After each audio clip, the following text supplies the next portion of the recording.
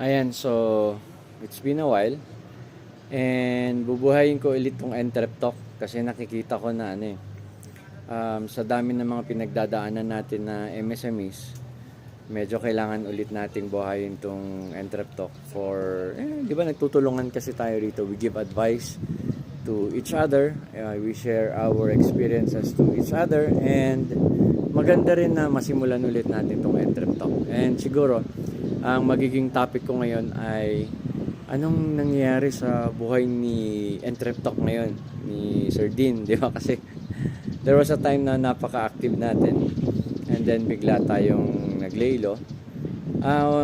Sa totoo lang, ang dami rin talagang nangyari. Una, sa mga nakafollow sa atin, alam niyo naman nag-concentrate ako sa pagiging isang awesome dad kasi nga meron tayong dalawang awesome kids, and medyo naging advocate tayo ng autism awareness and support. Yun yung parang naging concentration ko lately, but hindi ko pa rin naman iniiwan yung area ni Entrep Talk. Pagdating naman sa business, syempre hindi maiwasan, may ups and downs, ganyan. Normal yun. May mga binitawan din akong ibang ginagawa ngayon dahil nga medyo yung oras natin napunta sa awareness campaign, sa autism awareness campaign, autism awareness support, sa mga activities, projects, programs tungkol sa autism.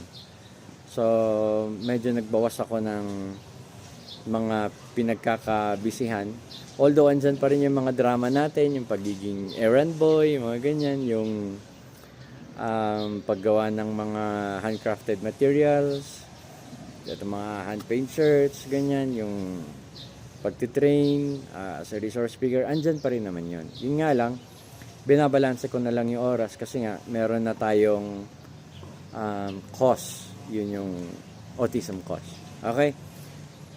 Now,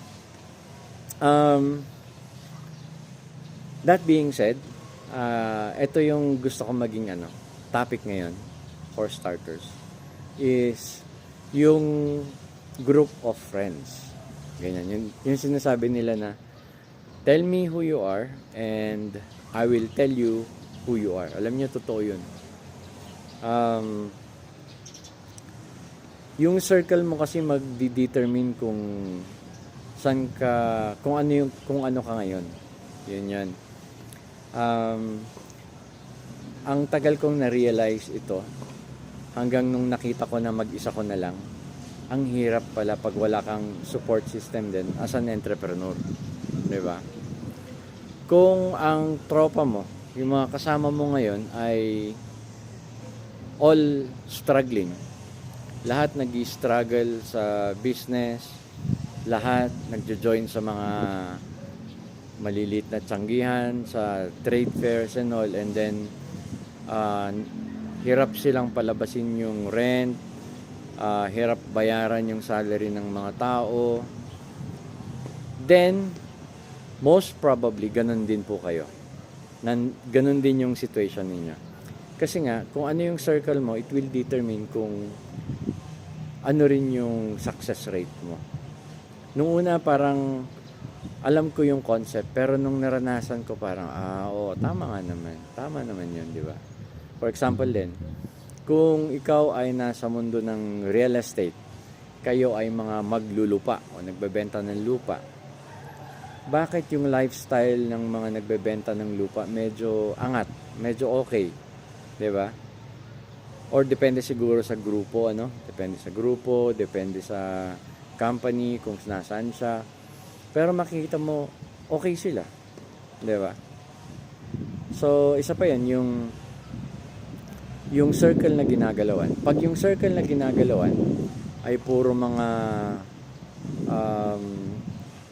alam mo yung parang nangangarap lang, yung kunyari pupunta sa isang coffee shop or restaurant and then mangangarap na dapat ganito, we should do this, we should do that, pero wala namang nangyayari, wala talagang nag-move forward, all plan, no movement, ganun. So, basically, ganun din talaga yung tropa mo. Yun yung success rate mo. Kasi ganun yung circle na nakapalibot sa'yo. Kung ang mga tao na nakapalibot sa'yo ay puro problema pinag-uusapan, ganun din, ikaw din problemado ka. Ganun din, parang ang hirap mong umangat kasi yung ginagalawan mong mundo, puro problemadong mga tao. Puro may problema sa buhay and affected ka rin. Kaya minsan, iniisip ko, totoo yun eh. If you move out of your circle, no matter how hard it is, that's the time actually na pwede kang umangat. Kasi new environment, new friends, new thinking, new karma, di ba? Yung you attract kasi, you attract kung ano yung iniisip mo, kung ano yung circle mo, you attract positivity. Pero kung talagang negative yung circle mo, you attract negativity rin. Kaya sometimes, sabi ko, iniisip ko sa sarili ko, nasa tama ba akong grupo? Yun, di ba? Parang pag pinakausap ko yung mga ibang tao, parang okay, parang hindi ko na gusto ito kasi instead na makatulong sa positivity, dinadagdagan pa yung negativity ng buhay. So, di-distance ako. Ganun. Right now, positive energy ko comes from my being an advocate for autism. And doon sa area na yon, nagiging parang ano eh, in a way it helps me think, to be positive, to be an advocate, to do business for my kids, to do business for other kids. Nafe-feel ko yung positivity doon kasi a lot of people are looking up to me and I don't want na madismaya sila. Kaya sabi ko sa sarili ko, gawin kong tama ito. Kaya in a way, maganda yung mundo kung nasaan ako ngayon. Sa business, sabihin na lang natin may struggle pa rin. Pero part na rin ng ano yan eh. Part na rin ng business talaga yan. For other people, alam niya, may term na money begets money. Diba? Totoo yun.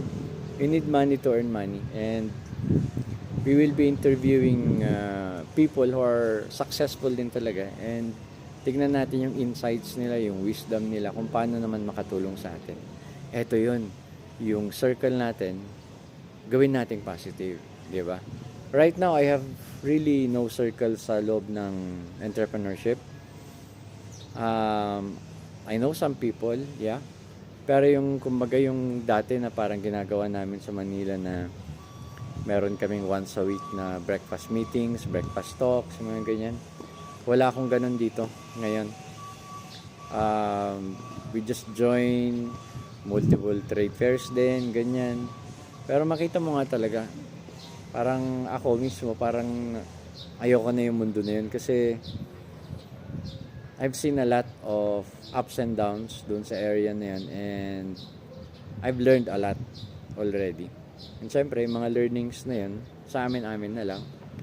Or siguro i-share ko in private, sa mga private sessions kasi baka magalit naman sa akin yung mga kakilala natin na talagang nag-join sa mga bazaars, sa mga trade fairs, ganun. But at the end of the day, we learn and then we share what we learn, our experiences. Ganun naman, di ba? Kaya nga Entrep Talk tayo. So with that, that's our first Entrep Talk. I'll see you guys again. Siguro mga 3 times a week natin gawin tong Entrep Talk na ito. Comment naman below kung naabot nyo ito hanggang magti 10 minutes na ito. Good morning sa inyo lahat.